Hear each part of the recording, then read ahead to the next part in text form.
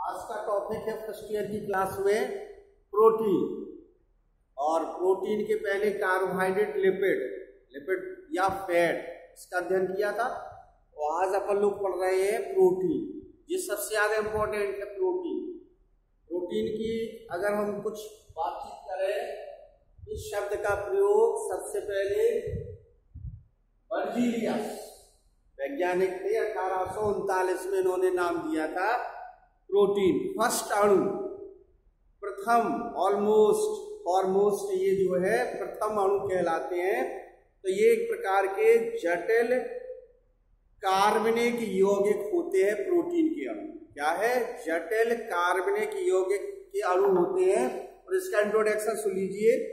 Protein का formation carbon, hydrogen, oxygen के संयोग से बनता है। जैसे कि अभी अपन लोगों ने उसमें नहीं पढ़ा था कार्बोहाइड्रेट और लिपिड में, इसमें भी कार्बन, हाइड्रोजन, ऑक्सीजन CHO के मिश्रण से बनता है। लेकिन इसमें एक विशेषता होती है। क्या विशेषता होती है? कि लगभग 16% इसमें नाइट्रोजन भी पाया जाता है प्रोटीन के अणुओं में। जब इसकी संरचना देखते हैं 16% नाइट्रोजन को सल्फर पाया जाता है। प्रोटीन अमीनो एसिड के बहुलक होते हैं। आप देखिए जैसे अपन लोग लिपिड में पढ़ रहे थे फैटी एसिड्स वगैरह, ऐसे ही प्रोटीन में अमीनो एसिड से मिलकर के प्रोटीन का निर्माण होता है। तो प्रोटीन की विशेषता क्या बताई? प्रोटीन बहुलीकरण क्या कहलाते हैं? अमीनो एसिड के बहुलक होते हैं। और ये COOH कार्बोक्सिलिक एसिड, कार्बोक्सिलिक समूह, और दूसरा NH2 अमीनो ग्रुप से जुड़े रहते हैं। शुरू का होता है इसका कार्बोक्सिलिक समूह जिसको COOH कहते हैं, और दूसरा जो अमीनो ग्रुप है वो NH2 ग्रुप होता है जिससे ये जुड़े रहते हैं। ये दो प्रकार की होती है, एसेंशियल, नॉन एसेंशियल और एसेंशियल। अमीनो एसिड की अगर बात करें अपन लोग तो अमीनो एसिड में भी यही होता है। अमीनो एसिड विशेष प्रकार के कार्बनिक अम्ल होते हैं। कम से कम एक मुक्त NH2 और एक COOH ग्रुप अवश्य पाया जाता है। लगभग अभी तक 300 प्रकार के अमीनो एसिड पाए जाते हैं, लेकिन केवल 20 अमीनो एसिड ही जंतु एवं पौधों की कोशिकाओं में पाए जाते हैं। जो खोज की है वैज्ञानिकों ने, वर्जीलियस ने जो दिया था कि total 300 types of amino acid, लेकिन उसमें से केवल 20 अमीनो एसिड ऐसे हैं जिनके बारे में जानकारी है। उसमें से 10 प्लांट्स के और 10 एनिमल्स के हैं। जो प्लांट्स के हैं शरीर में बनते हैं, स्तनधारियों में इसके केवल 10 ही शरीर में बनते हैं, जिनको क्या बोलते हैं? Non essential. और 10 के अलावा अपन लोग पेड़ पौधों से प्राप्त करते हैं, उनको क्या बोलते हैं? एसेंशियल, आवश्यक और अनावश्यक। यानी 10 प्रकार के जो पौधे से प्राप्त होते हैं वो भी अपन लोग पौधों को किसी भी रूप से खा करके अपने शरीर के अंदर उपयोग करते हो। 10 प्रकार के अमीनो एसिड अपने शरीर में कार्य करते उत्पन्न होते हैं। तो ये है इसकी क्या प्रकार अमीनो एसिड का। अब इनके कार्य क्या क्या है अमीनो एसिड की, बात समझ रहे? फिर से समझ लीजिए इसको। वर्जीलियस ने प्रोटीन का नाम दिया था फर्स्ट अणु ये कहलाते हैं। और जो वर्जीलियस के बाद ये ऑर्गेनिक कंपाउंड होते हैं। ऑर्गेनिक कंपाउंड का CHO से मिलकर के इनका निर्माण होता है। नाइट्रोजन, सल्फर बहुत अधिक, नाइट्रोजन 16% पाई जाती है, सल्फर कुछ मात्रा में पाई जाती है।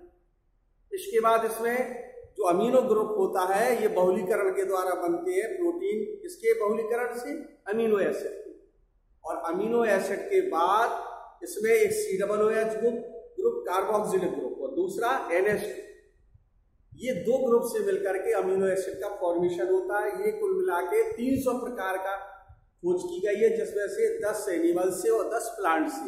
यानी अपन लोगों के पास 20 प्रकार के होते हैं। 10 स्वतः उत्पन्न होते हैं मैमल्स में, और 10 क्या होते हैं? पेड़ पौधों को खा पी करके अपन लोग अपने शरीर में उपयोग करते हैं। अब इनके कार्य क्या है? एक दिया इन्होंने टायरोसिन अमीनो एसिड से एड्रेनल, डोपामिन, थायरोक्सिन हार्मोन, त्वचा के मेलेनिन का निर्माण होता है। देखिए कितनी महत्वपूर्ण बात है। अमीनो एसिड का काम जो पहला दिया है, अभी एक चैप्टर पढ़ेंगे हार्मोन्स का, उसमें और जो डिटेल, मेलेनिन का निर्माण होता है, एपिनेफ्रिन, डोपामिन, थायरोक्सिन क्या होता है? कहते हैं नाम सुना है वो, थायराइड ग्रंथि के बढ़ जाने से थायरोक्सिन प्रभावित हो जाता है, बढ़ जाता है। और दूसरा क्या दिया इन्होंने, मेलेनिन। मेलेनिन क्या होता है, वर्णक। जो ज्यादा गहराई में समुद्र में या पानी में जो जीव जंतु रहते हैं उनकी स्किन में लाल डार्क कलर का पिगमेंट पाया जाता है, मेलेनिन, वो स्पॉट दिखाई देते हैं। तो ये पहला कार्य ये कौन करता है, अमीनो एसिड। हीमोग्लोबिन, साइटोक्रोम वर्णक अणुओं के निर्माण में सहायता करती है, ये दूसरा कार्य अमीनो एसिड का। इसके अलावा हिस्टिडीन बफर का कार्य करता है। एलेनिन नामक अमीनो एसिड विटामिन B3 का निर्माण करता है। एलेनिन नामक अमीनो एसिड से विटामिन 3 का निर्माण होता है। सेरीन अमीनो एसिड से लिपिड के नाइट्रोजनी घटकों का निर्माण होता है। और दूसरा ट्रिप्टोफैन से विटामिन B2 या निकोटिनामाइड का फॉर्मेशन होता है। 3-4 कार्य है किसके, अमीनो एसिड के। पहला है ये इकाइयां है अमीनो एसिड प्रोटीन की, सिंगल इकाइयां हैं। दूसरा दिया इन्होंने टायरोसिन अमीनो एसिड से डोपामिन थायरोक्सिन हार्मोन्स का निर्माण होता है। दूसरा दिया विटामिन 3 का निर्माण हो जाता है इसी से। और ये विटामिन 3 का निर्माण हो जाने के बाद तो ये फंक्शन हुए अमीनो एसिड के। अब इसके बाद अमीनो एसिड के बाद क्लासिफिकेशन का टाइप्स।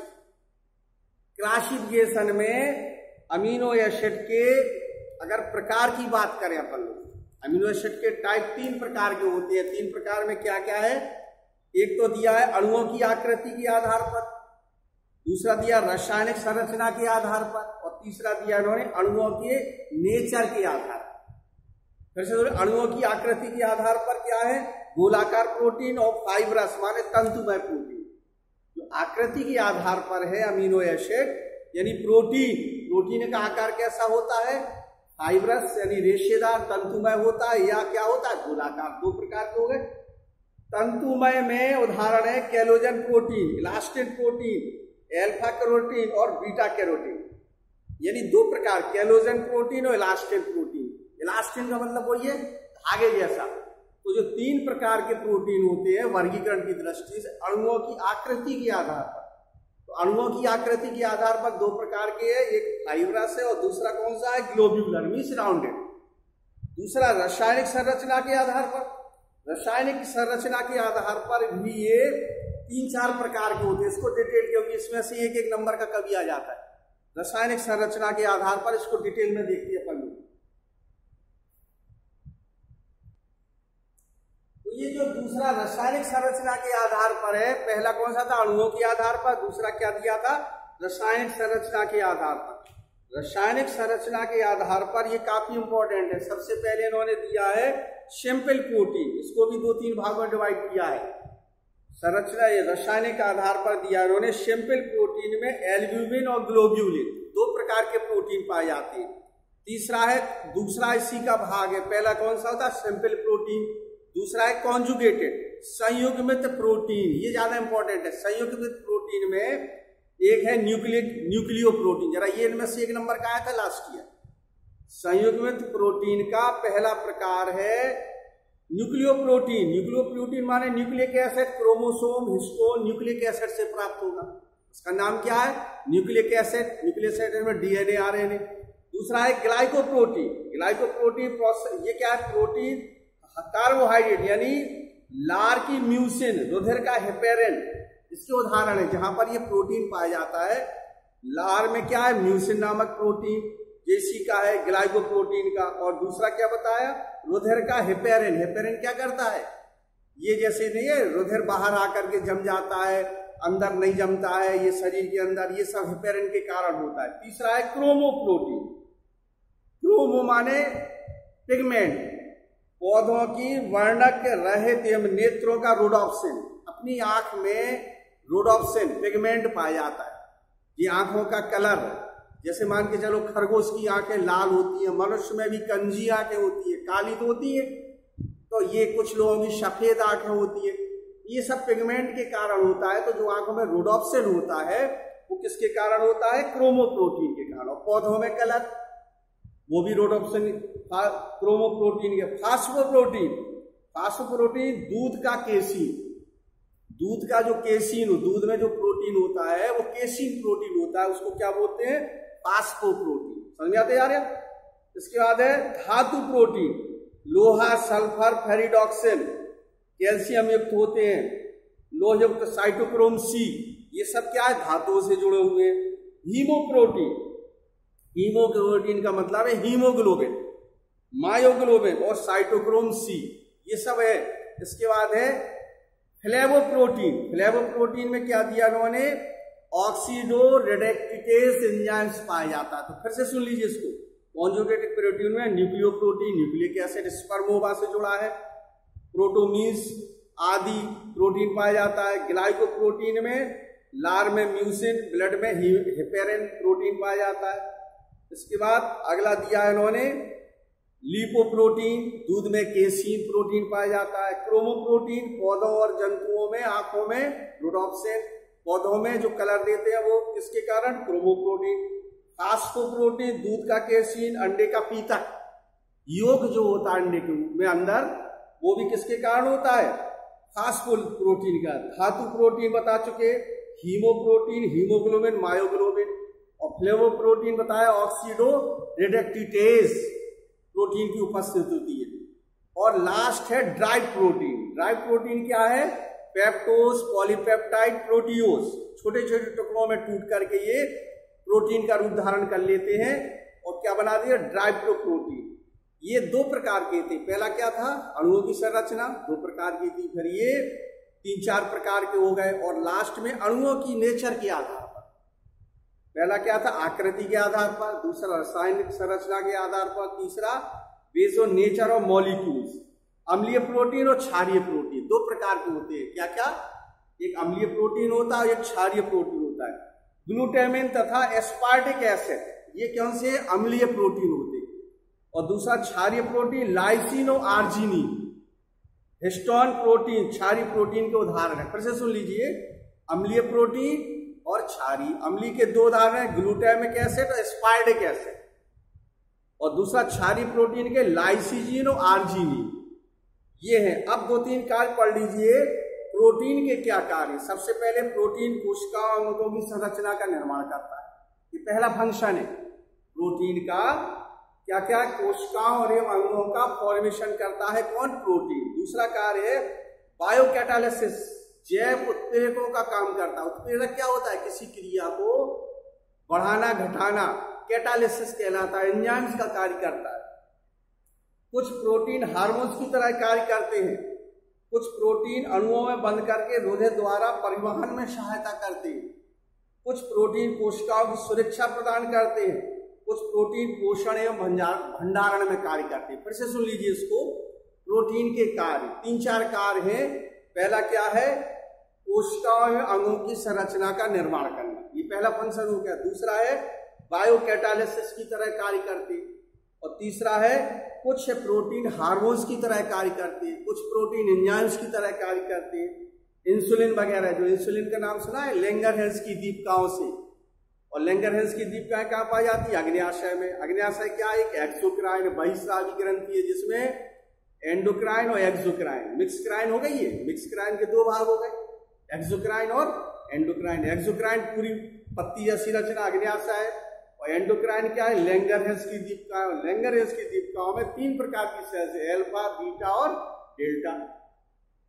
अल्फा से ग्लूकोगन हार्मोन्स, बीटा से इंसुलिन, इंसुलिन हार्मोन्स निकलता है जो डायबिटीज का काम करता है, जो एक प्रकार का प्रोटीन है। यही बताने के लिए इतनी प्रोटीन क्या करता है, इंसुलिन का। कुछ प्रोटीन सुरक्षा का काम करते हैं, जैसे वो फाइब्रिन और प्रोथ्रोम्बिन नाम सुना होगा, वो ब्लड क्लॉट है, हृदय का थक्का जमाने में फाइब्रिन और प्रोथ्रोम्बिन जो अपने शरीर में पाए जाते हैं। फाइब्रिन और प्रोथ्रोम्बिन के द्वारा जाल बिछा दिया, जिस चोट लग गई और ब्लड निकल रहा है, तो ब्लड निकलते निकलते क्या है, एक जाल बन जाता, ब्लड बंद हो जाता। क्यों बंद हो जाता, इस प्रोटीन के कारण। फाइब्रिन और प्रोथ्रोम्बिन जो होता है उसके चोट के ऊपर जाल फैला देता है, तो उसमें WBC चूंकि आकार में बड़ी होती है, ये जाके फंस जाती है और ब्लड निकलना क्या हो जाता, बंद हो जाता। तो ये हुआ आज का टॉपिक, क्या, प्रोटीन। तो कार्बोहाइड्रेट, प्रोटीन और लिपिड या फैट, ये 3 काफी इंपॉर्टेंट है। न्यूक्लिक एसिड हम पढ़ा चुके, इसके पिछले वाले टॉपिक में DNA RNA की संरचना पूरी, न्यूक्लियोटाइड, न्यूक्लियोसाइड, ये पूरा हो चुका है। अब इसके बाद अगले टर्न पर नया चैप्टर लेंगे। ये तीनों अच्छी तरह पढ़ लेना है, कम से कम 3 या 4 नंबर का इसमें से मिल जाता है।